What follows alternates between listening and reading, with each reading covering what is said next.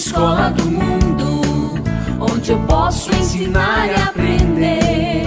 A palavra da sabedoria é a nossa EBD. Deus é o nosso diretor, o Espírito Santo nosso professor. A Bíblia é a cartilha que ensina o caminho, a verdade e a vida. Deus é o nosso diretor, o Espírito Santo nosso professor. A Bíblia é a cartilha que ensina o caminho, a verdade e a vida.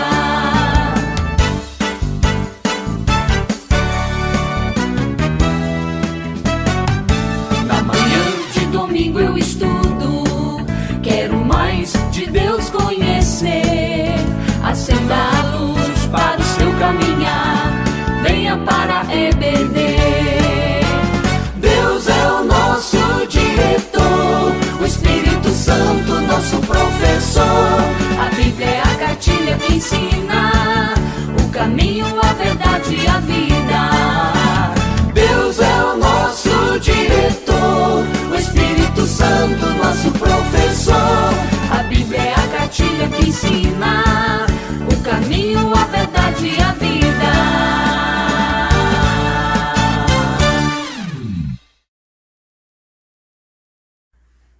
Senta aqui pra gente ficar. Vai, filho, foi só ensaio, ó. Ajuda.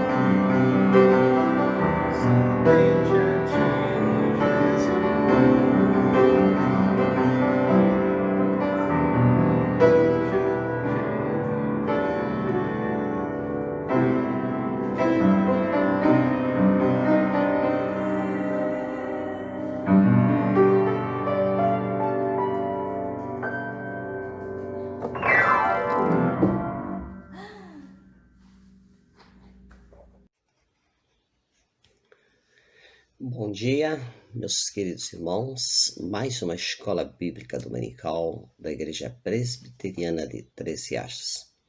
Hoje estou encerrando aqui com vocês quase todo o capítulo 7º do Evangelho de João. Esse evangelho que nós estudamos versículo por versículo. E hoje daremos sequência, lendo aqui no nosso texto, João capítulo 7, e iremos fazer esta leitura, meus queridos irmãos, do versículo de número 14 até o versículo 20, do versículo 25 até o versículo 36. E eu queria que você nos acompanhasse nesse estudo. Antes, porém, uma palavra de oração. Pai querido, obrigado por esta manhã, ou este dia, ou essa tarde, em que esse irmão, essa irmã estará acompanhando esse estudo do Evangelho de João. Abre seu entendimento para que possa compreender as maravilhas da tua lei. Dá entendimento, Pai, para que possa também aplicar à sua vida este ensino, para que não sejamos só ouvintes, mas também, sobretudo, praticantes da tua palavra. Abençoa, Pai, eu te peço, essa nossa lição de hoje, no nome santo de Jesus. Amém e amém. Pois então, meus amigos, este capítulo que eu estou estudando com vocês, o capítulo 7º, ele inicia aqui no versículo 25, onde lemos que diziam alguns de Jerusalém. Vamos lembrar, o Evangelho de João é escrito por um judeu. João é judeu. Ele conhece aquela gente. Ele sabe as opiniões, o que eles andam falando, dizendo, quais são as histórias que estão rolando ali entre eles. E entre essas histórias já estava circulando de que queriam matar Jesus. Que Jesus seria morto. Então, esse era a conversa, o murmúrio entre as pessoas ali na cidade de Jerusalém. Mas no versículo 26, se argumenta, eles falam entre si, mas será que eles não têm notado o que ele está fazendo? Ele anda por aí, ele fala abertamente. Ou seja, ele está se expondo e as autoridades não fazem nada. E eles não tomam nenhuma providência, deixam o homem à vontade. Então o argumento é de que as autoridades estavam fazendo vistas grossas, deixavam ele à vontade para falar, ensinar, dizer o que quisesse ali para aquele povo. Fala abertamente, está por aí e nada acontece com ele. Aqueles que imaginavam que ele deveria estar já preso e condenado. No versículo 27, vocês leem aí que eles dizem, nós todavia sabemos de onde ele é.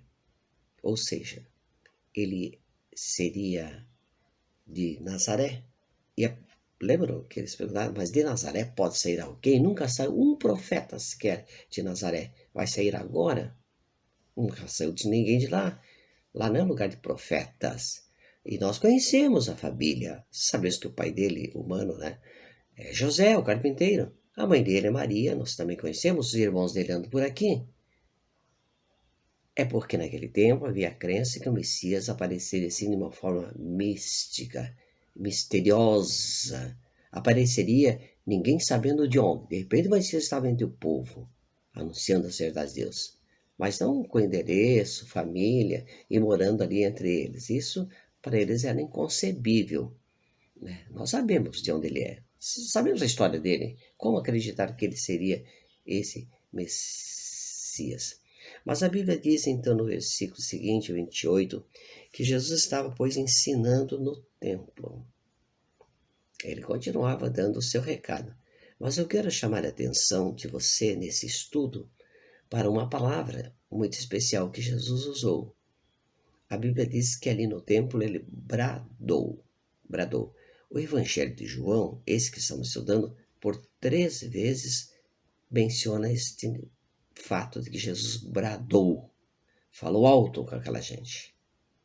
Vamos lembrar, irmãos, que há sempre aquelas pessoas que não gostam daqueles pregadores que falam alto, que apontam o erro, preferem outro tipo de coisa. Os cínicos, por exemplo, imaginavam, queriam alguém mais light, que não entrasse na privacidade das pessoas, na vida particular de ninguém. Há aqueles que também imaginam que os homens de Deus devem ser prestadores de serviço, ou seja, como nos tempos atuais. Alguns querem que o pastor esteja ali para batizar o meu filho, fazer o meu casamento e, quando morrer alguém da minha família, fazer o enterro. Um prestador de serviços, mas não ficar falando alto, apontando erros, etc. e tal. Alguns, então, imaginam algo tradicional, mais cerimonialista, menos evasivo e que interfira na vida das pessoas. Outros acham, atualmente, que o pastor que prega deve conversar com os ouvintes, bater papo com as pessoas sobre a fé. Irmãos, a Bíblia diz que Jesus bradou. Aqui no Evangelho de João, capítulo 7, ele falou alto mesmo com aquela gente. Ele gritou com eles. Conversa mole, conversa light é para roda social, quando os amigos estão juntos ali conversando, mas não para quem quer pregar e anunciar a verdade. Chamo a atenção também nesse texto que Jesus novamente está aqui usando a palavra-chave de João. O Evangelho de João trata do enviado do Pai. E novamente ele fala aqui, aquele que me enviou. Ele tinha uma missão a qual ele estava submisso àquele que o estava enviando. Esse tema é forte em João, o enviado do Pai. Depois, no versículo 29, novamente aparece a questão do envio. Por ele fui enviado, fui comissionado. Essa palavra comissionado, enviado, também é usada para aqueles homens que ficavam nas galeras dos barcos, lá embaixo, remando para o barco ir em frente. Era usado também para os soldados quando iam para a guerra. Eles estavam comissionados para ir defender o seu país contra o inimigo. Então essa palavra é uma palavra que tem sentido para nós, né? Nós estamos aqui para tocar o barco da igreja avante e para lutar pelo reino de Deus. Nós também fomos enviados. Você lembra que lá no final do Evangelho de João, no capítulo 21, ele diz assim: como o Pai me enviou, eu também vos envio. Vocês também são comissionados. E ele diz, neste versículo 29, ele diz que ele conhece o Pai, aquele que o enviou. É interessante, ele sabe quem enviou, conhece. Mas vocês lembram também que Filipe, um dos seus discípulos, certa feita perguntou-lhe: Senhor, né, mostra-nos o Pai. Então tá, nós queremos ver o Pai. E Jesus, triste, disse: Filipe, há tanto tempo estou com você, você não vê o Pai? Quem vê a mim, vê o Pai. Jesus é um retrato do Pai. No versículo 30, volta a questão de que ele estaria, né, sendo procurado para matá-lo. Lembram o que eu falei no estudo anterior? Do capítulo 5 até o capítulo 12 é a seção dos conflitos, das hostilidades contra Jesus. Todos os capítulos nessa seção falam de hostilidade, perseguição, contrariedade, tudo contra Jesus. Então faz parte desse capítulo. Mas o Senhor disse que ainda não era chegada a sua hora. Vamos lembrar que a hora aqui neste capítulo de João refere-se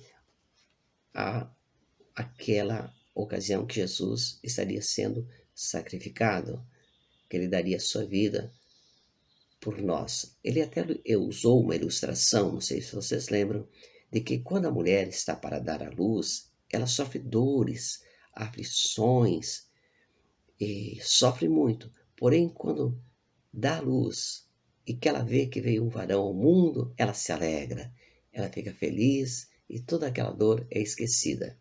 Ele está falando aqui também dessa situação que você encontra escrita aqui na carta, ou digo, no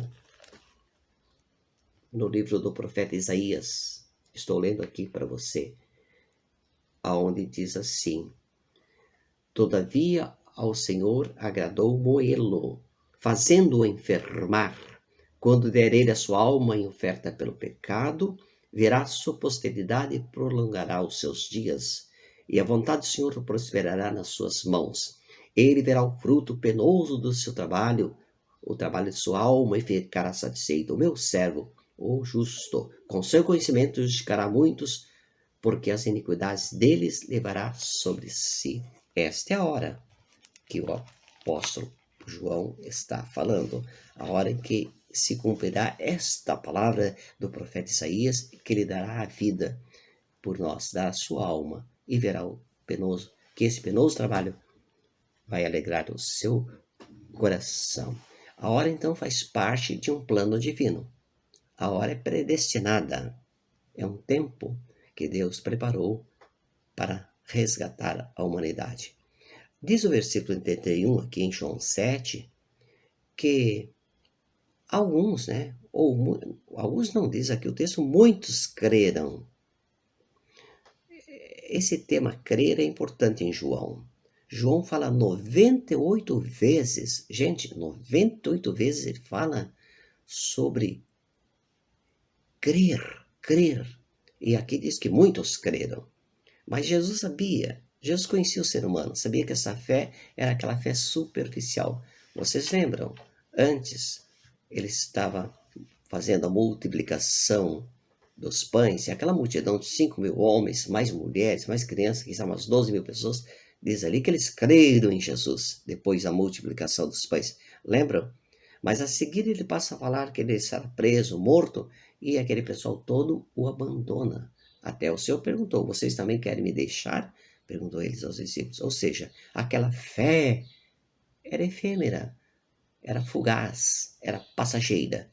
Creram, mas tão logo viram as dificuldades, acabaram se afastando do Senhor. Mas o Senhor Jesus conhecia o coração humano. Ele sabe como é efêmera, muitas vezes, a nossa fé, como é fugaz. No versículo 32, nós vemos que os fariseus e os principais sacerdotes estavam ouvindo o que o povo dizia. A opinião do povo era muito importante para eles, né? A opinião sobre Jesus. E como tinha opiniões, né? Vocês lembram aqui que nesse capítulo mesmo, uns diziam que ele era bom, outros diziam que ele era enganador, cada um tinha uma opinião, né? Mas a voz do povo, gente, não é a voz de Deus, como alguns afirmam. Não é o que o povo está dizendo aí fora, que é verdade. Mas eles estavam sintonizados com o povo, queriam que o povo ouvir o que o povo dizia sobre Jesus para depois tomar as providências que eles já tinham em mente.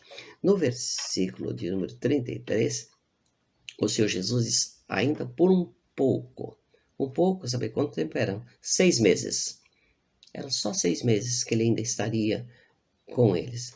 Porque depois ele falou, eu irei para junto daquele que me enviou. De novo, né? A palavra-chave de João, aquele que me enviou. É para lá que eu vou. Aqui começam esses solenes anúncios da sua prisão, morte, sepultamento e ressurreição. Aqui ele está falando abertamente aos judeus todos que estavam ali ouvindo-o. Mas depois ele vai falar disso também no capítulo 8, no capítulo 12, no capítulo 13, no capítulo 14, no capítulo 16, no capítulo 17, no capítulo 18, no capítulo 19. Ele vai falar o resto do evangelho sobre sua morte, sua vida sendo dada em favor de muitos e também da sua ressurreição.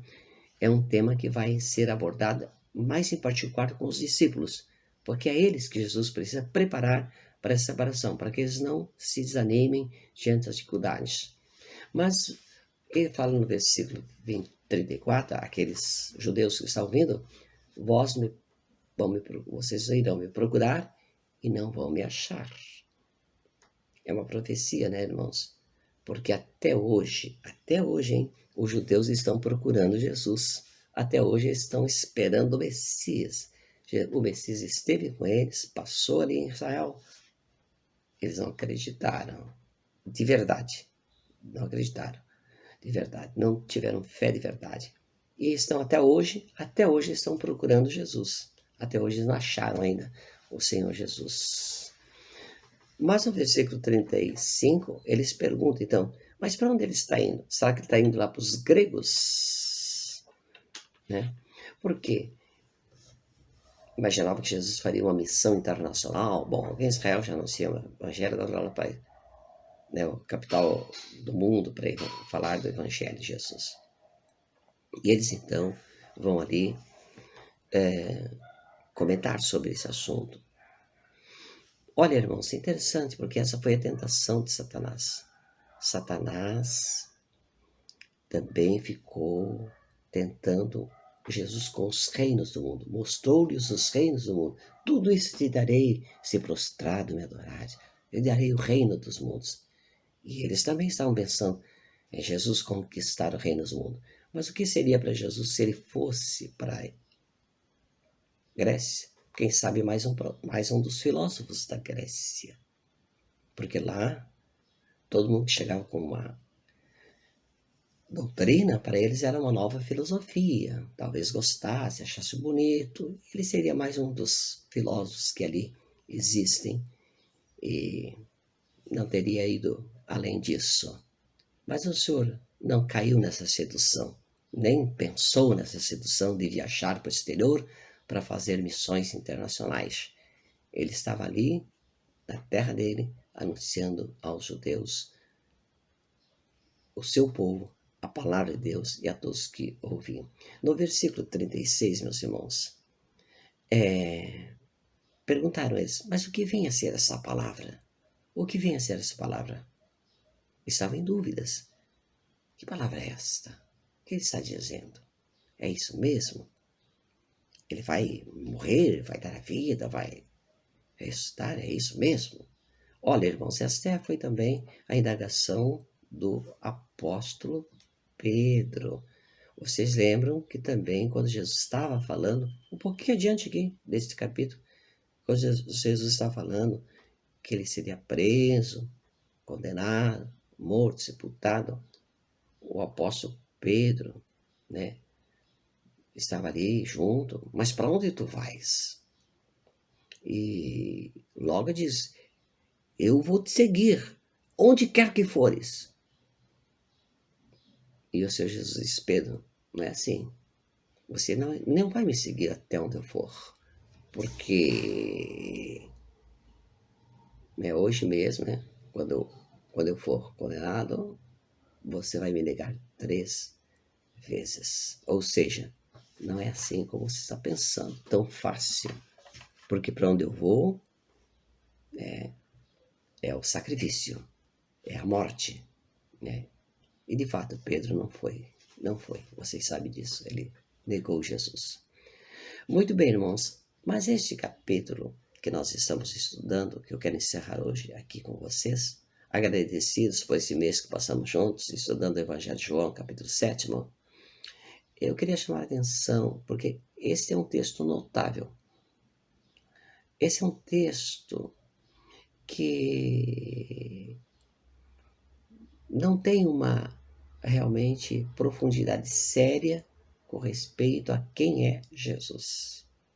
Porque se você ler neste capítulo aqui que nós estamos lendo hoje, capítulo 7, se você ler no versículo 12, ali tem aquelas pessoas que acham que Jesus é um bom homem, mas também tem aqueles que acham que ele é um enganador, um embusteiro. No versículo 40, nós temos aqueles que dizem que ele é um profeta. Mas também temos no versículo 20 aqueles que dizem que ele é, na verdade, um endemoniado. Ou ainda, no versículo 26, que ele é um homem corajoso, impetuoso e forte. Temos também aqueles que, nesse mesmo texto, falam que ele é o Cristo. Será ele o Cristo? Né? O enviado do Pai. E também aqueles que, no versículo 46, implicam com Jesus, discutem com ele sobre seus ensinos, etc. e tal. Então não há convicções sérias sobre Jesus aqui. Cada um pensa uma coisa sobre ele. Cada um tem uma ideia sobre quem é Jesus. Mas eu termino perguntando quem é Jesus para você. Tem uma canção dos Vencedores por Cristo que diz que, embora um só Jesus exista, nem todos sabem vê-lo como é. Alguns veem como profeta, outros como filósofo e até aqueles como um comunista. Mas Jesus é muito mais do que isso. Como você vê Jesus? Um profeta? Alguém que falou coisas bonitas? Um embusteiro, um enganador? Queira Deus que você veja como Pedro teve aquela visão. Tu és o Cristo, o Filho do Deus vivo. Que você possa dizer, o Senhor Jesus é o enviado do Pai. Enviado com uma missão de buscar e salvar o perdido, entre os quais eu estava, mas tive a alegria de ser encontrado por Jesus. Graças ao bom Deus, eu estou salvo e estou no caminho da verdade. Que Deus lhe dê esse coração aberto para você ver realmente quem é Jesus para você. E que ele não seja só mais um daqueles filósofos, daqueles profetas, daqueles que andaram por ali anunciando uma mensagem que alguns gostaram e outros não. Mas para você, ele seja realmente o seu Salvador e o Senhor de sua vida. Que assim seja. Amém e amém. Vamos então orar. Pai, obrigado porque chegamos ao final de mais um texto do Evangelho de João, capítulo 7. Queira Deus que cada um dos nossos ouvintes saiba dizer quem é Jesus para si mesmo. Que saiba dizer com convicção, ele é o meu Salvador, eu creio em Jesus, eu tenho fé e eu acredito que ele veio para me salvar. E eu estou feliz porque estou do seu lado, porque alcancei esta graça e estou na verdade. Muito obrigado, Senhor, pelo Evangelho de João, que deixou-nos registrado tantos ensinos maravilhosos, aos quais nós incluímos esse de hoje, pedindo que também o Senhor aplique-o ao coração de nossos queridos irmãos que estarão nos acompanhando neste estudo. No nome santo do Senhor Jesus, amém e amém. Tenham todos uma ótima e feliz semana, na graça e na paz do Senhor Jesus.